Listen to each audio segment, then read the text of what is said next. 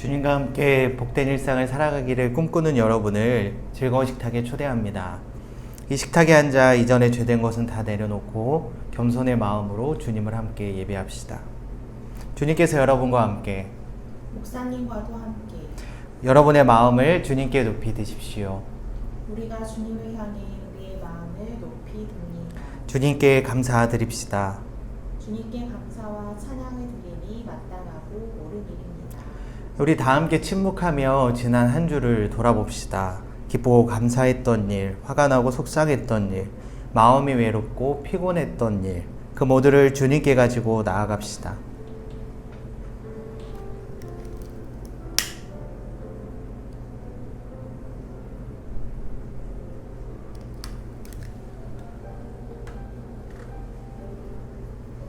주님께서는 우리를 빛 가운데로 초대하십니다. 우리가 빛 가운데 서면 그가 우리를 깨끗게 하시고 우리의 일상을 거룩하게 만들어 가십니다. 우리 조용히 침묵하며 우리의 삶을 주님께 올려드립시다.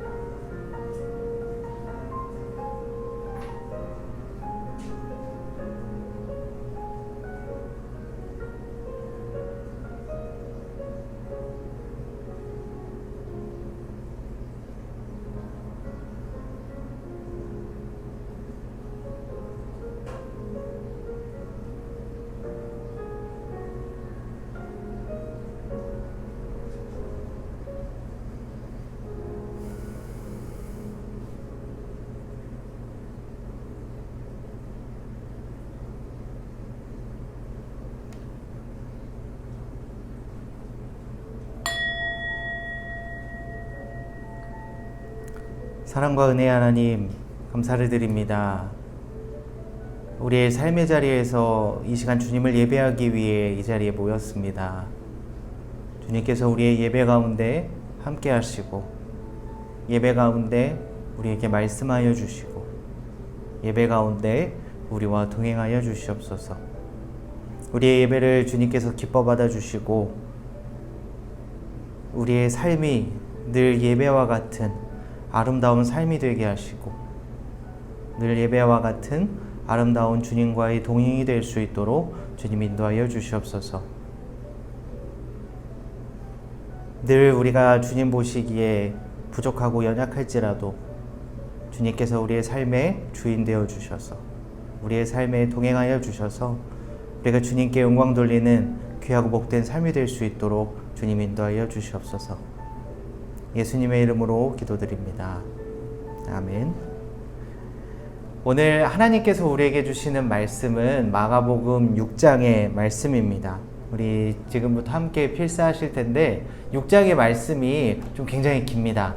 그래서 이 시간 안에 다 쓰시려고 급하게 적지 마시고 예배가 끝난 후에 혹시 다 필사하지 못하셨다면 마무리하시면 좋을 것 같습니다. 우리 이 시간부터 함께 마가복음 6장의 말씀을 필사하도록 하겠습니다.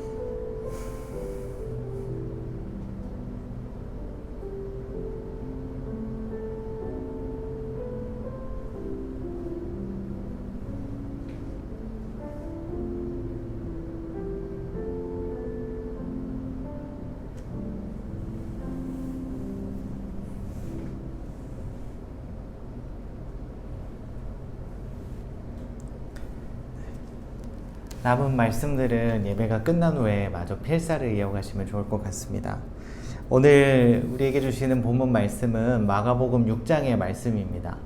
우리가 그동안 예수님의 사역을 계속해서 살펴보고 있는데, 예수님의 사역은 크게 갈릴리에서의 사역, 갈릴리 호수 주변에서 일어났던 이야기들, 그리고 이 갈릴리에서 예루살렘을 향해 가는 길 가운데 있었던 이야기들, 그리고 예루살렘에서 있었던 사역, 그래서 이렇게 크게 세 지역적인 특성을 가지고 이야기를 나눌 수가 있습니다. 그리고 우리는 지금까지 갈릴리 사역의 전반부를 살펴봤습니다. 이 전반부에는 조금은 정적인 사역들이 많았고, 또 사람들이 많이 몰리긴 했지만 그래도 좀 그 주변에서 어느 정도 감당이 되는 사역들이었어요. 근데 오늘 본문이 있는 제자를 파송하는 장면과 함께 예수님의 사역의 어떤 후반부로 넘어가게 되는데, 이 후반부는 뭐 5,000명을 먹이신다거나 뭐 4,000명을 먹이신다거나, 혹은 무리를 걷고, 혹은 뭐 바다를 잠잠케 하는 그런 동적이고 좀 강력한 사역의 모습들을 보여주고 있습니다. 그리고 오늘 본문은 굉장히 많은 이야기를 담고 있습니다. 오늘 본문에 등장하는 이야기는 6가지예요. 고향에서 배척당하셨던 이야기, 제자들을 파송하며 전도하게 하셨던 이야기, 또 세례 요한의 죽음, 오병이어의 이적, 그리고 폭풍을 진정시키셨던 이야기, 병든 자들을 고치신 이야기. 그래서 오늘 본문에 있는 이야기들을 다 다룰 수는 없지만, 오늘 본문에서 예수님께서 보여주셨던 모습을 통해서 우리가 예수님의 삶의 태도, 예수님의 라이프 스타일, 그것을 좀 이렇게 엿볼 수 있는 그런 이야기들이 있어서 그런 부분들을 함께 나누려고 합니다. 예수님께서는 이제 유대인들이 살고 있는 지역과 이방인들이 살고 있는 지역을 계속해서 넘나들고 있었어요. 갈릴리 호수를 중심으로 뭐 서편에서 사역하시기도 하고 동편에서 사역하기도 하시고 계속 왔다 갔다 하셨다라는 거죠. 그리고 오늘 본문은 자신의 고향에 들렀을 때 있었던 이야기를 다루고 있습니다. 고향에 돌아간 예수께서는 안식일이 되어 회당에서 가르침을 전파하기 시작하셨습니다. 근데 예수님의 이야기를 듣고 많은 사람들이 놀라게 되었어요. 오늘 본문에서는 이렇게 이야기합니다. 이 사람이 어디서 이런 것을 얻었느냐? 이 사람이 받은 지혜와 그 손으로 이루어지는 이런 권능이 어찌 됨이냐? 이 사람이 마리아의 아들 목수가 아니냐? 야고보와 요셉과 유다와 시몬의 형제가 아니냐? 그 누이들이 우리와 함께 여기 있지 아니하냐? 그러니까 당시의 사람들의 반응, 고향 사람들의 반응은 예수님의 가르침이 하찮게 들렸다라는 거예요. 그 가르침이 막 놀랍고 뭔가 자신의 삶을 변화시키는 그런 권위 있는 말씀이 아니라 그 메시지 자체를 무시하기 시작을 했다라는 거죠. 마리아의 아들, 뭐 당시 요셉의 이야기가 없죠. 그 당시에는 요셉은 조금 일찍 이렇게 죽게 되었을 수도 있습니다. 그러니까 일반적으로 유대인 가정에서는 아버지에게로부터 이제 성경 교육이 이루어지고 율법을 가르침을 받았기 때문에 사실 아버지도 없는 저 예수라는 사람이 성경이나 제대로 배웠겠어? 그가 얘기하는 가르침이 어디서부터 온 거야? 그가 정통 유대인이라고 할 수 있어? 이런 이야기를 계속해서 사람들이 했다라는 거죠. 그리고 또한 예수님의 형제들, 그들이 다 이름을 하나하나 열거할 수 있을 만큼 사람들은 예수님의 가문에 대해서 잘 알고 있었다라는 거예요. 그러니까 사실 예수님이 전하셨던 그 메시지 자체가 정말 중요한 것이었고 그들의 삶을 변화시킬 수 있을 만큼 강력하고 권능 있는 그런 메시지였지만, 그 메시지를 전달하는 예수님을 보고 사람들은 비난하고 예수님의 이야기, 예수님의 가르침을 배척하기 시작했다라는 거죠. 그러니까 예수님의 감정은 어땠을까요? 자신의 고향으로 돌아가서 고향 사람들, 굉장히 친근하고 어렸을 때 함께 지내오고 서로의 삶과 어린 시절을 알았던 그런 고향 사람들에게 하나님의 놀라운 그 메시지, 하나님 나라에 관한 메시지를 전파하셨는데 오히려 그 사람들에게로부터 배척당하고 무시당하고 비난받았을 때 예수님께서는 어떤 마음이셨을까요? 소명을 가지고 열심히 사역하다가 자신의 고향에 갔을 때 금이 환영하는 것처럼 많은 사람들이 격려해주고, 야, 요새 엄청 좋은 일들 많이 한다면서, 이렇게 많은 기적을 보여준다면서, 그 능력이 있다면서 라고 격려해주고 위로해주는 상황을 맞이했으면 얼마나 좋았을까요? 그러나 오히려 사람들은 예수를 비난하고 그를 무시했습니다. 결국 예수님께서는 5절의 말씀처럼 아무 권능도 행하실 수 없었다라는 거예요. 이토록 예수님처럼 큰 절망을 만났을 때, 힘겹게 일을 감당하다가 실패를 만났을 때, 혹은 그 일을 실패한 데서 그치는 것이 아니라 많은 사람들로부터 비난까지 당하고 무시를 당하게 되었을 때, 그러한 위기를 이겨내기란 참으로 어려운 일이었습니다. 그러나 그런 위기 속에서 예수님은 어떻게 행동하셨을까요? 오늘 본문 6절 후반부에는 이렇게 이야기하고 있습니다. 이에 모든 촌에 두루 다니시며 가르치시더라. 그러니까 예수님께서는 고향 사람들로부터 들었던 그런 비난, 무시, 그런 반응을 전혀 개의치 않으셨다라는 거예요. 그 고향에서 무시당하고 그 메시지 자체를 사람들이 비난하고 그 메시지를 전하는 메신저를 비난하는 그런 상황을 경험했는데, 예수님께서는 그것을 전혀 개의치 않으시고 또 다른 지역에 가셔서 계속해서 그 일을 하셨다라는 거죠. 이런 단어가 있죠. keep going. 예수님께서는 상황이 어떠하든지 자신에게 주어진 그러한 상황 속에서 계속해서 나아가고 계속해서 자신에게 주어진 일들을 감당하셨다라는 거예요.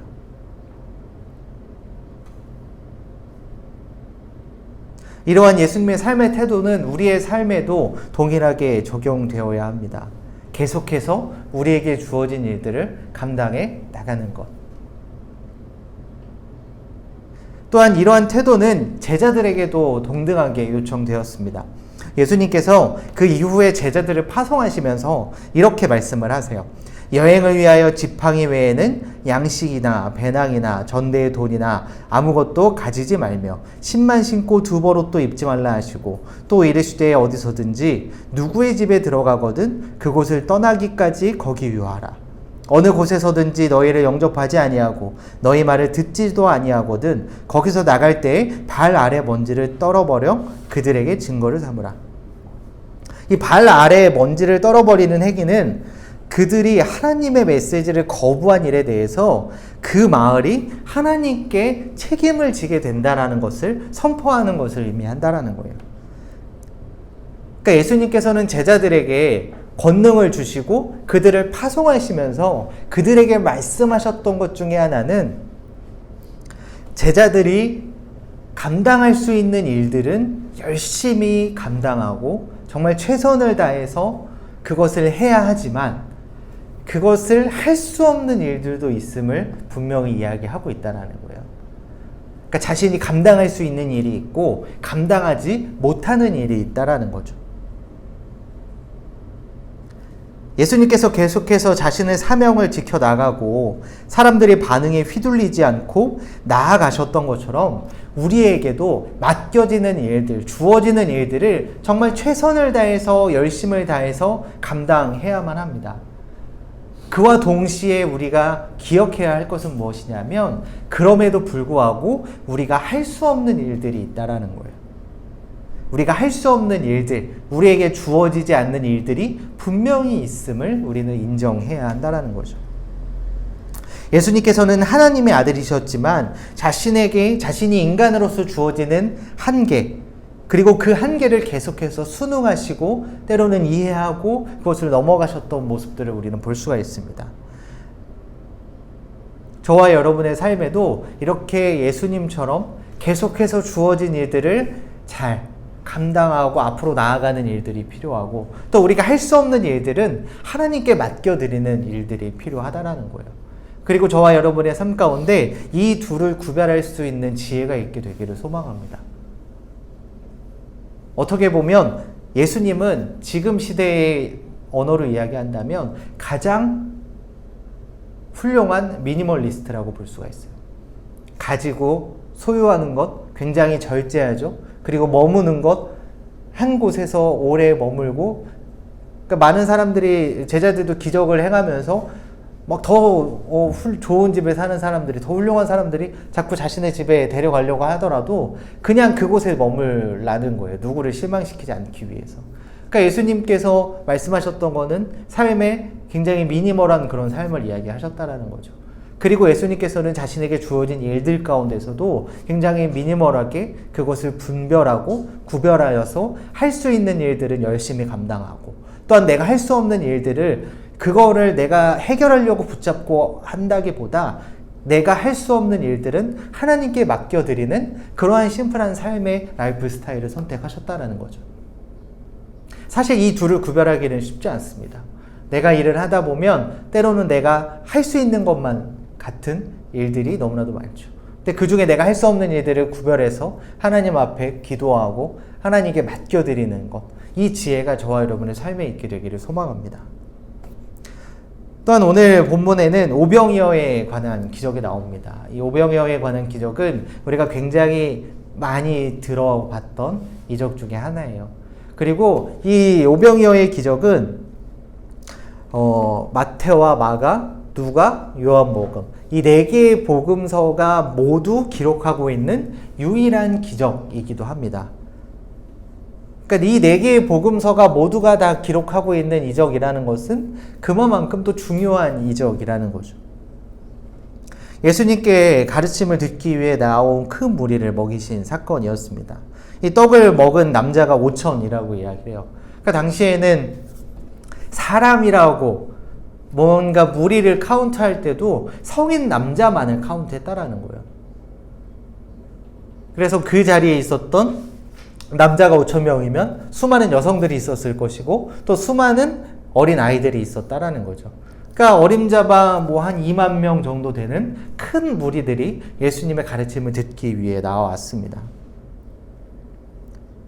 그 무리들을 보시고 예수님의 마음에는 마치 그들이 목자 없는 양과 같이 굉장히 마음이 불쌍한 마음이 들었다라는 거예요. 예수님의 이야기에 수만 명이 몰렸어요. 그러니까 그들은 왜 올 수 있었을까요? 그러니까 예수님의 그런 메시지를 듣기 위해 나왔던 수많은 무리들은 대부분의 삶의 자리에서 자신이 계속적으로 이렇게 감당해야 될 일들이 없었던 사람들이 굉장히 많았다라는 거예요. 그러한 이야기를 듣기 위해 우르르 몰려다니는 사람들이 마치 목자 없는 양과 같이 예수님께서는 불쌍히 여겨졌다라는 거죠. 그리고 이 예수님께서 그들을 먹이셨다라는 것, 그들에게 먹을 것을 주셨다라는 그러한 이야기들이 단순히 기적을 보여주기보다는 마가는 이것이 하나님의 나라, 천국이 이 땅에 온 것을 보여주기 위해서 이 기적을 기록했다라는 거예요.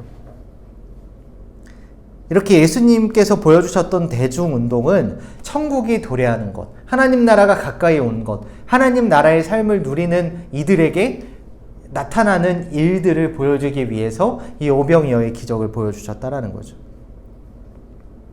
그런데 이 오병이어의 사건의 가장 핵심적인 이야기는 모든 사람이 같이 먹는 것이었어요.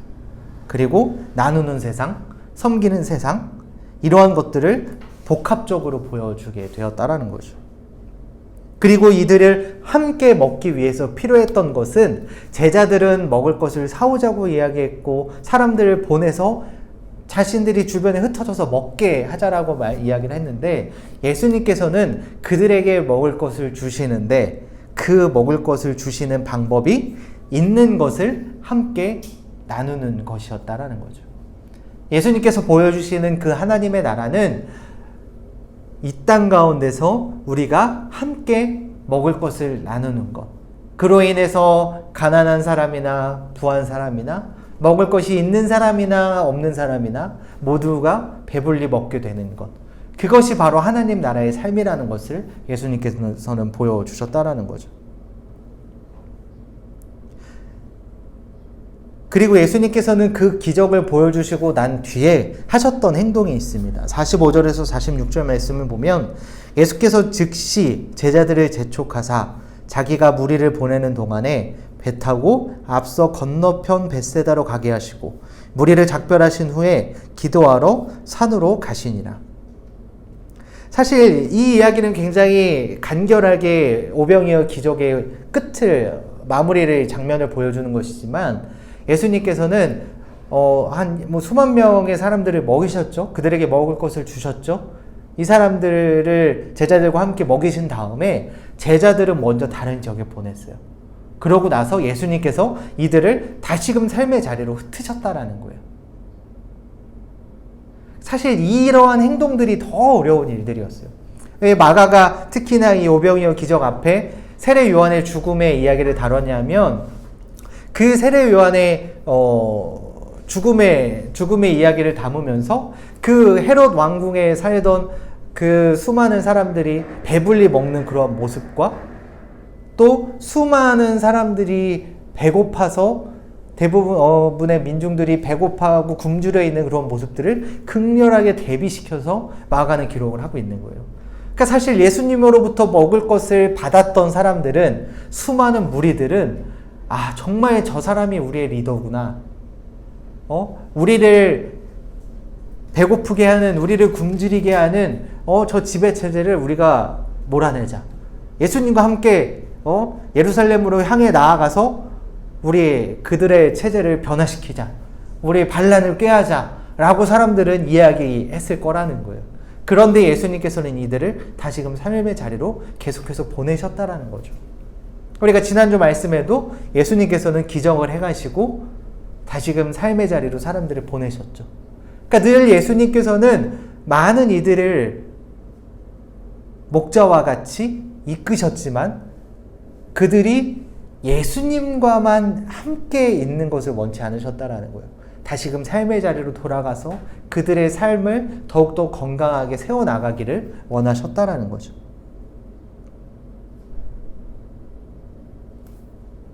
우리가 예수님을 바라보면서 또 믿음을 가지고 살아가면서 이것을 기억해야 합니다. 예수님께서는 우리를 이끄시는 목자가 되기 위해서 이 땅에 오셨다라는 거예요.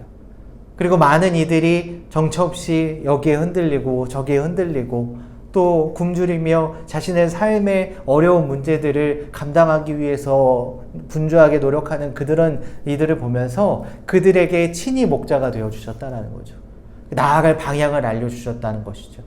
그리고 그 목자와 함께 우리가 삶을 살아갈 때 예수님께서는 우리의 육신의 연약함, 굶주림, 이 배고픔까지도 해결해 주시는 그러한 목자가 되어주셨다라는 거죠. 저와 여러분의 한 주간의 삶 가운데 오늘 말씀을 기억하면서 그러한 삶을 살아가게 되기를 소망합니다. 또한 예수님께서는 이 땅에 선포되는, 이 땅에 주어지는 그 하나님의 나라는 우리가 먹을 것을 주는 것, 우리가 가진 것을 나눔으로 인해서 모두가 다 배불리 먹게 되는 그러한 나누는 세상, 섬기는 세상을 말씀하셨습니다. 그리고 또한 예수님의 삶의 태도를 보면서 우리가 할 수 있는 일들은 열심히 최선을 다해서 감당해야 하고 또 우리가 할 수 없는 일들은 하나님 앞에 맡겨드리고 기도하며 나아가는 그러한 삶을 살게 되기를 소망합니다. 또한 한 주간의 삶을 살아가면서 저와 여러분에게 하나님께서 그 둘을 구별할 수 있는 지혜도 주시기를 소망합니다. 우리 잠시 묵상과 함께 오늘 말씀을 천천히 돌아보기를 소망합니다. 오늘 말씀 중에 감동이 되는 말씀 혹은 도전이 되는 말씀 그리고 간절히 소망하는 그런 기도의 제목들이 있다면 그 말씀을 붙들고 우리 함께 기도합시다.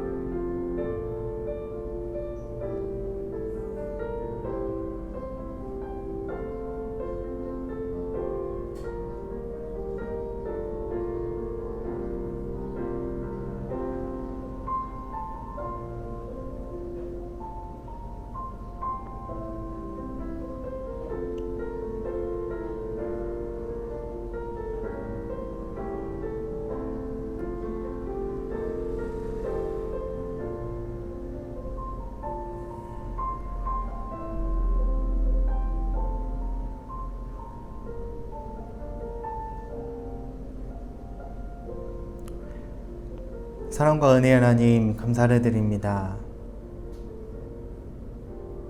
오늘의 말씀처럼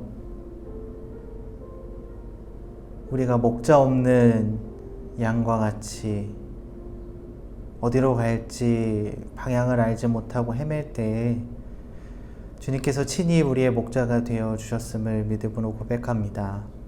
우리의 목자 되시는 주님과 함께 동행하는 복된 삶을 살아갈 수 있도록 주님 인도하여 주시옵소서. 또한 우리의 삶을 살아갈 때에 우리에게 맡겨주시는 그 소중한 일들을 우리가 기쁨으로 감당할 수 있도록 주님 인도하여 주시옵소서.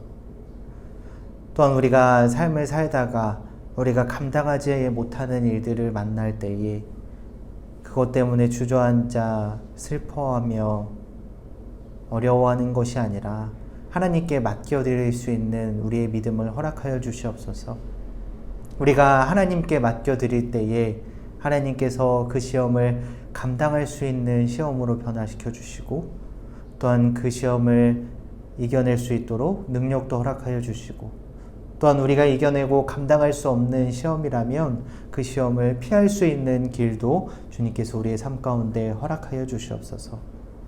또한 이 둘을 분별할 수 있는 지혜 주시기를 소망합니다.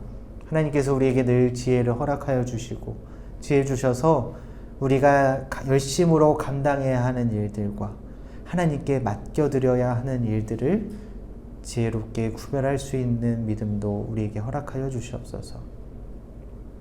하나님께서 우리에게 많은 것들 주셨음을 고백합니다. 우리가 우리에게 주신 것들을 함께 나눔으로 우리가 하나님 나라의 확장을 위해 쓰임받는 우리의 삶이 되게 하시고 또한 우리가 기쁨으로 감사함으로 그 일에 동참할 수 있는 은혜도 주님 허락하여 주시옵소서. 새로운 한 주간의 삶을 살아갈 때에 주님께서 우리 가운데 은혜를 허락하여 주시고 주님과 동행하는 기쁨도 허락하여 주시고 또한 힘들고 어려운 일들을 만날 때마다 그것을 담대함으로 감당하는 능력과 은혜도 허락하여 주시옵소서. 이제는 우리 주 예수 그리스도의 은혜와 하나님 아버지의 무한하신 사랑과 성령의 인도하심이 늘 우리의 목자가 되어주시는 주님과 동행하며 기쁨과 감사함으로 살아가기를 소망하는 우리 모두 위에 이제부터 영원까지 함께 하시기를 간절히 축원하옵나이다. 아멘. 이제 우리 모두를 거룩한 일상으로 파송합니다. 일상의 순례자로 살아갈 여러분에게 평화의 인사를 나눕니다. 주님의 평화가 함께 하시기를 빕니다. 주님의 평화가 함께 하시길 빕니다. 아멘. 네, 광고 말씀입니다. 우리 계속해서 무엇이든 물어보세요를 통해서 궁금한 것들도 알려주시고 또한 이 예배에 대한 함께 나누고픈 간증의 말씀 그리고 기도 제목들도 나눠주시고 계십니다. 지난주 말씀 5장 말씀이 나누고 나서 또 많은 분들이 메시지를 주셔서 함께 그 이야기들을 듣고 감동하기도 하고 또 기도의 제목들을 가지고 저희도 함께 기도하고 있습니다. 계속해서 그러한 일들이 있다면 알려주시면 저희도 함께 기도하도록 하겠습니다. 그리고 오늘 말씀처럼 오병이어의 기적처럼 우리에게 주신 것을 좀 나누고자 하는 마음이 들었습니다. 지난번 큰 비 때문에 이제 많은 어려움을 당하신 분들이 많이 계신데 혹시나 가능하시다면 저희가 조그만 헌금을 좀 모아서 우리의 헌금을 또 누군가에게 흘려보내는 그러한 일들을 했으면 좋겠습니다. 그래서 저희가 계좌번호를 알려드릴 텐데 그곳으로 마음이 가는 만큼 감동이 있으신 대로 우리가 함께 모아주시면 또 즐거운 교회 이름으로 또 어려움을 당하신 분들을 돕는데 사용하도록 하겠습니다. 또 한 주간의 삶도 여러분의 삶 가운데 우리의 목자 되어주시는 주님과 동행하는 기쁨이 있는 즐거움이 있는 감동이 있는 삶이 되시기를 주님의 이름으로 축복합니다. 감사합니다.